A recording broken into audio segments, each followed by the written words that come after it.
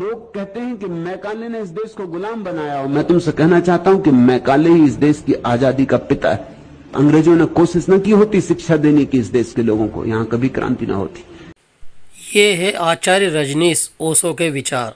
यानी कि अंग्रेज यदि इस भारत पर दया नहीं करते, अंग्रेजों का यदि आगमन नहीं होता, तो हो सकता है कि इस देश में कभी कोई सुधार ना होता। यानी कि आज़ादी भी अगर हमें मिली है तो उसके पीछे भी अंग्रेज़ों का ही हाथ है। बिना अंग्रेज़ों की मर्जी के हमें आज़ादी नहीं मिल सकती थी। आगे और क्या कहा उसने, सुनिए जरा। क्योंकि क्रांति आई शिक्षित लोगों से, अशिक्षित लोगों से नहीं, पंडित पुरोहितों से नहीं, वेद के उपनिषद के ज्ञाताओं से नहीं, जो लोग पश्चिम से शिक्षा लेकर लौटे।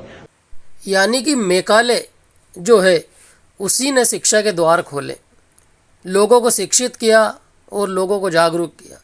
यही वजह है कि इस देश में थोड़ी बुद्धि आई, वरना पंडितों ने तो इस देश को गंवार बना ही रखा था और हमेशा उनके सिर पर बैठे थे।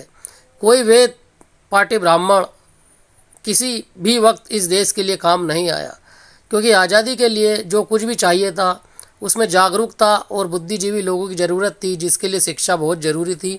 और यही वजह है कि मैकाले ने इसको भली भांति जाना और उसका प्रचार प्रसार कर उसको पूरा भी किया। वहां का थोड़ा रस लेके लौटे। सुभाष ने लिखा है कि जब मैं पहली दफा यूरोप पहुंचा और एक अंग्रेज चम्हार ने मेरे जूतों पर पालिश किया तो मेरे आनंद का ठिकाना न रहा। अब जिसने अपने जूतों पर अंग्रेज को पालिश करते देखा हो, वो वापस आके इस देश में अंग्रेज की जूतों पर पालिश करे, ये संभव नहीं। अब मुश्किल खड़ी हुई।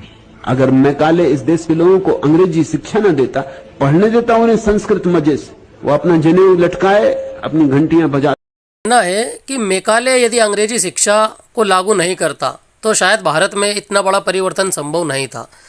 ब्राह्मणों ने इस देश में जातिवाद का ऐसा आतंक मचा रखा था, ऊंच नीच के ऐसे बीज बो रखे थे कि कोई व्यक्ति एक दूसरे को समझ ही नहीं पाता था, एक दूसरे का हमेशा दुश्मन बना रहता था। शिक्षा ही एक ऐसा जरिया थी जिसके द्वारा मनुष्य के विवेक को जागृत किया जा सकता था, और ऐसा हुआ भी। मैकाले ने पूरे ब्राह्मणवाद के जो व्यवस्था थी उस पर ऐसा चोट किया और शिक्षा के जो द्वार खोले, उसने एक नई क्रांति ला दी भारत में। और यही हुआ क्योंकि अंग्रेज़ों के आने के बाद ही भारत की जो दिशा है वो बदल गई, वरना इस देश में ऐसा कुछ भी नहीं लग रहा था कि वो बदला जा सके या कोई नई क्रांति आ सके।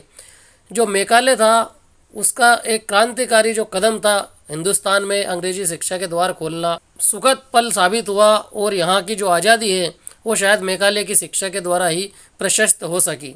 ओशो ने अपने वक्तव्य में अपनी जो रिसर्च है उसमें बड़ी बखूबी से इस बात का जिक्र किया है।